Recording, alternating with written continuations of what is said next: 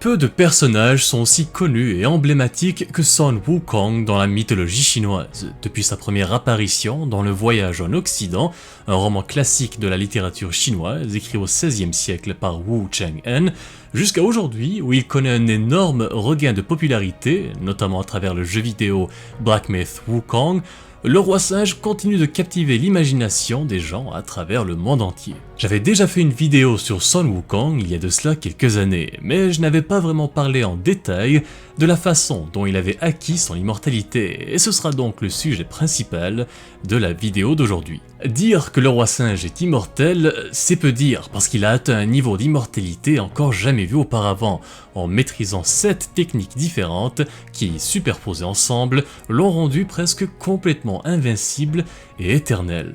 Mais juste avant de commencer, jetons un coup d'œil à ses origines dans la mythologie chinoise. Le roi singe est né lorsqu'une bourrasque de vent avait heurté un œuf magique en pierre sur la montagne des fruits et des fleurs, et très vite, il devint le chef d'un groupe de singes après avoir courageusement sauté à travers une cascade et découvert une grotte cachée, qui devint alors leur nouvelle maison. Il était si heureux d'être le roi qu'il s'auto-proclama Mehwang, qui peut être traduit par « beau singe roi ». Tout allait bien jusqu'au jour où l'un des singes avec qui il avait développé une amitié très forte avait rendu l'âme, et cet incident avait changé Wukong à tout jamais. À partir de ce moment-là, il avait commencé à craindre la mort, et c'est ce qui l'a amené à quitter la montagne et à partir pour une grande aventure afin de trouver le secret de l'immortalité. Après des années à errer à travers le monde, il avait fini par rencontrer Putizushi, un immortel taoïste légendaire qui habitait sur la montagne de l'esprit et du cœur. Le sage taoïste teste d'abord la sincérité et l'intelligence de son apprenti en se déguisant. Puis, impressionné par la détermination et l'esprit vif de Wukong, il finit par l'accepter comme disciple pour de bon. C'est ici que le roi singe avait adopté le nom de Sun Wukong, qui signifie singe éveillé au vide, symbolisant sa connaissance spirituelle nouvellement éveillée. Pendant 7 ans, il s'entraîne donc sous la direction de son maître et apprend une myriade de techniques et de secrets incroyables, comme l'art de voir à travers les illusions, de percevoir la vraie nature des êtres vivants, la maîtrise des 5 éléments et bien plus encore. Mais bien sûr, le secret le plus important qu'il avait obtenu était l'immortalité physique et spirituelle. Malheureusement pour lui, la cour céleste qui supervise l'ordre cosmique ne tolérait pas du tout le chemin vers l'immortalité qu'il avait emprunté, et tentèrent donc de le contrôler et de le punir pour sa défiance. Et c'est ce qui nous amène à la deuxième façon dont le roi singe a atteint l'immortalité. Une nuit, alors qu'il dormait paisiblement sous les étoiles, l'âme de Sun Wukong fut soudainement tirée et traînée dans le monde des ténèbres, là où les âmes des défunts sont jugées devant les 10 rois des enfers. Ces 10 rois sont les juges inébranlables qui président aux destinées des morts et décident de leur sort dans l'au-delà. C'est dans ce royaume que Sun Wukong se réveilla et fut informé que son temps parmi les vivants était terminé et qu'il était désormais dans le monde des morts. Mais bien sûr, il ne pouvait pas simplement accepter un tel destin sans se battre. Et c'est donc armé de son savoir sur la magie taoïste qu'il se fraya un chemin à travers le monde souterrain en terrassant plusieurs démons, fantômes et autres créatures étranges pour enfin atteindre le palais des 10 rois. Lorsqu'il était arrivé devant eux, les rois réalisèrent à quel point le roi singe était dangereux et tentèrent donc de le calmer en prétendant qu'il pourrait y avoir d'autres personnes portant le même nom que lui et que sa convocation au monde souterrain était peut-être une erreur. Mais cette explication n'avait pas du tout satisfait Sun Wukong et il exigea de voir le registre de la vie et de la mort, un livre qui enregistre la durée de vie et le destin de tous les êtres vivants sur Terre. Et une fois le livre dans ses mains, il effaça son nom ainsi que ceux de tous les autres singes de sa tribu sur la montagne des fruits et des fleurs. En faisant cela, il s'était rendu lui-même et ses précieux compagnons immunisés contre la mort par des causes naturelles, et c'est ainsi qu'il devint immortel de 2 manières différentes. Une fois que Sun Wukong avait effacé son nom du registre de la vie et de la mort, les 10 rois s'étaient rendus au ciel pour se plaindre auprès de l'empereur de Jade. Après avoir entendu parler du chaos créé par le roi singe, l'empereur décida de lui offrir un poste au sein de sa cour céleste pour l'apaiser, mais aussi en espérant le tenir sous surveillance constante et à l'écart des ennuis. Mais au lieu de lui donner un rôle prestigieux, il le nomma gardien des chevaux célestes, un grand titre qui, en réalité, signifiait tout simplement qu'il avait fait de lui son garçon d'écurie. Bien évidemment, Sun Wukong ne put accepter un tel déshonneur, lui qui, après tout, se considérait comme une figure très distinguée et respectée. C'est pourquoi il décida de se rebeller et de semer le chaos à travers le ciel. Puis, enfin exaspéré, l'empereur de Jade lui attribua alors le poste de gardien du jardin des pêches célestes pour tenter de le calmer. Ce jardin abritait 3 types de pêches magiques, chacune conférant différents niveaux d'immortalité et de pouvoir extraordinaires. La première variété fleurit tous les 3000 ans et quiconque en mangeait devenait immortel et son corps devenait à la fois léger et très résistant. La deuxième fleurit tous les 6000 ans et donnait à ceux qui en mangeaient la jeunesse éternelle et la capacité de voler dans le ciel. Enfin, la troisième variété fleurit tous les 9000 ans et ceux qui en mangeaient devenaient éternels comme le ciel et la terre, aussi longévifs que le soleil et la lune. En gros, cela veut tout simplement dire que ces personnes gagnaient une forme d'existence quasi divine, les plaçant au-delà du cycle normal de vie et de mort. Bref, en tant que gardien de ce jardin sacré, Sun Wukong avait fini par céder à la tentation et dévora avec avidité tous les plus beaux fruits du jardin. En faisant cela, il s'était doté d'une nouvelle couche d'immortalité, mais augmenta également considérablement ses capacités physiques et spirituelles, devenant ainsi plus puissant que jamais et pratiquement impossible à contenir.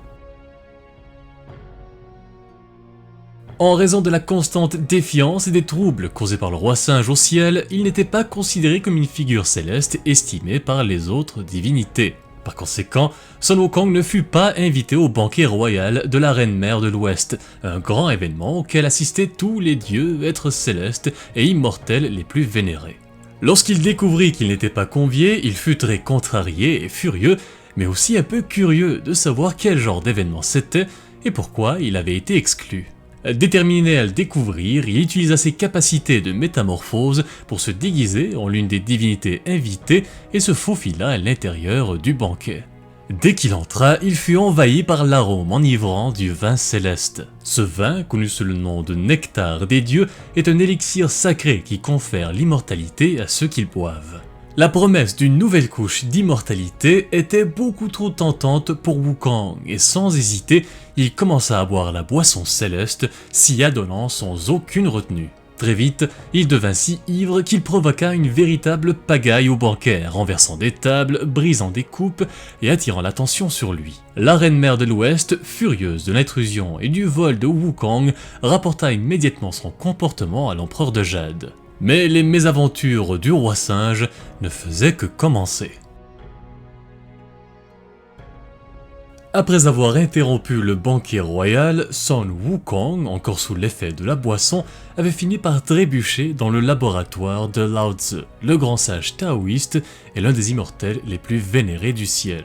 Lao Tzu était également l'alchimiste suprême du ciel, connu pour avoir créé des élixirs de longévité qui étaient convoités dans tout le royaume céleste. C'est donc dans le laboratoire de ce grand alchimiste que Sun Wukong avait mis les pieds et où il avait découvert les pilules d'immortalité, considérées comme le trésor ultime pour l'accomplissement spirituel.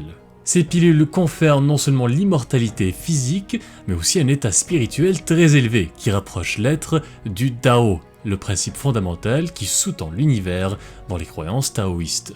Bien que Wukong ait déjà accumulé sur lui plusieurs couches d'immortalité, son désir de se libérer entièrement de la menace de la mort l'avait poussé à saisir l'occasion sans réfléchir, et c'est pourquoi il dévora tout un gourdin de ces précieuses pilules, renforçant ainsi sa formidable immortalité.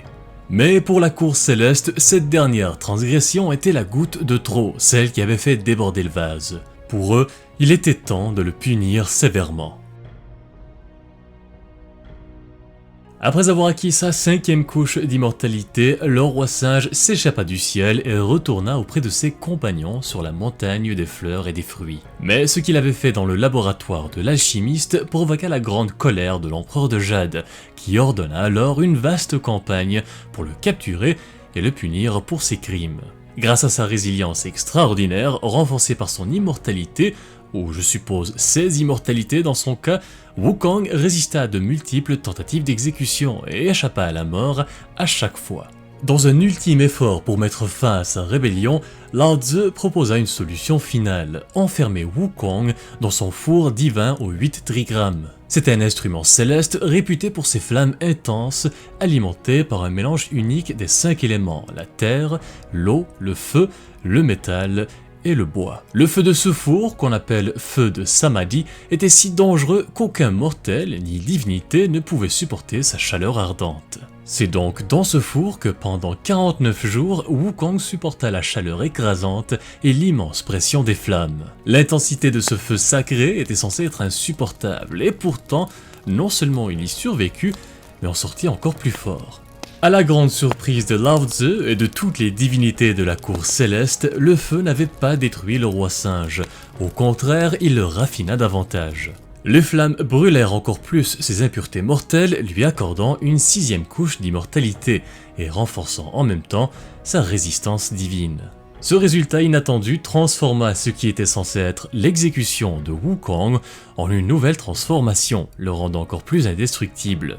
Cet événement est un autre témoignage de son esprit indomptable et un rappel de son parcours imprévisible vers la transcendance. Après avoir survécu aux flammes du fourneau sacré, la cour céleste n'eut d'autre choix que de demander l'aide de Bouddha lui-même.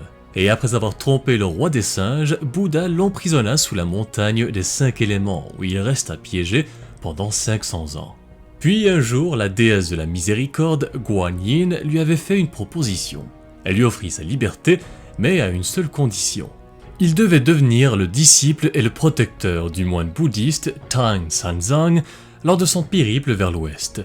Et bien sûr, le roi singe accepta. Au cours de leur voyage, ils arrivèrent à un grand temple où poussait un fruit très rare, le fruit de ginseng. Ce fruit, qui ressemblait à un nouveau-né, était vénéré pour ses incroyables propriétés d'extension de vie. On disait qu'une simple bouffée de son parfum pouvait offrir 360 ans de vie supplémentaires, tandis que de le consommer dans son intégralité accordait 47 000 ans de vie.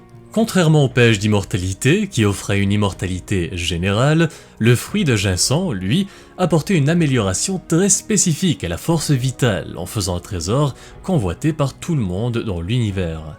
Alors, poussé par sa curiosité innée, Sun Wukong se faufila dans le temple où le fruit de ginseng était soigneusement gardé.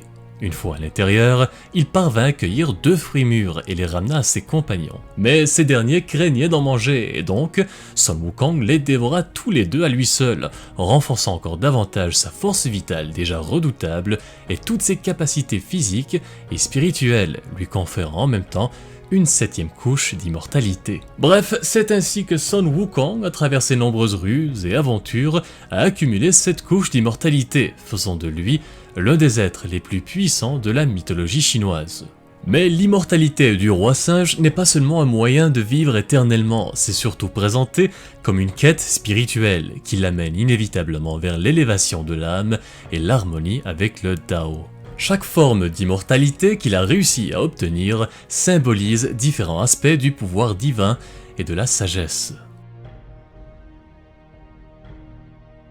C'est donc notamment grâce à Sun Wukong et au récit de la pérégrination vers l'ouest en général qu'aujourd'hui nous retrouvons des influences de la culture chinoise dans divers aspects de la culture populaire moderne.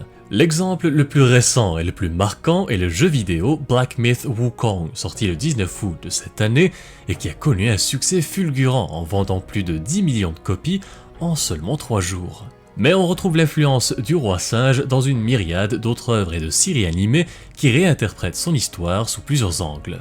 Ce personnage mythique continue donc d'inspirer les créateurs du monde entier, fascinés par sa quête d'immortalité, ses prouesses surnaturelles et son esprit rebelle et joueur. Comme d'habitude, si vous avez d'autres références au roi singe dans la culture populaire, je vous invite à les partager avec nous dans les commentaires.